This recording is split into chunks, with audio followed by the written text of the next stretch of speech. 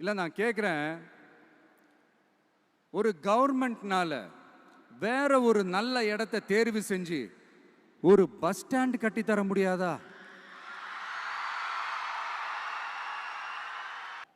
பிரச்சனை என்ன தெரியுமாங்க? அவங்களுக்கு மக்களை பத்தி யோசிக்கிறதுக்கே நேரம் இல்லை. அதுதான் பிரச்சனை.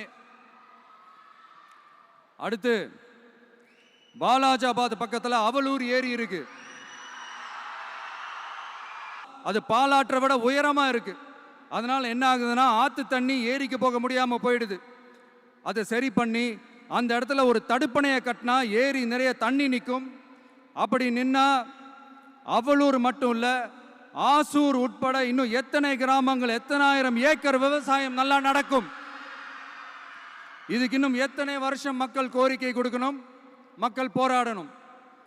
இந்த பிரச்சனையெல்லாம் இருக்கிற அதே காஞ்சிபுரம் மாவட்டத்தில் தான் பரந்தூர் ஏர்போர்ட் கட்டுற பிரச்சனையும் இருக்குது.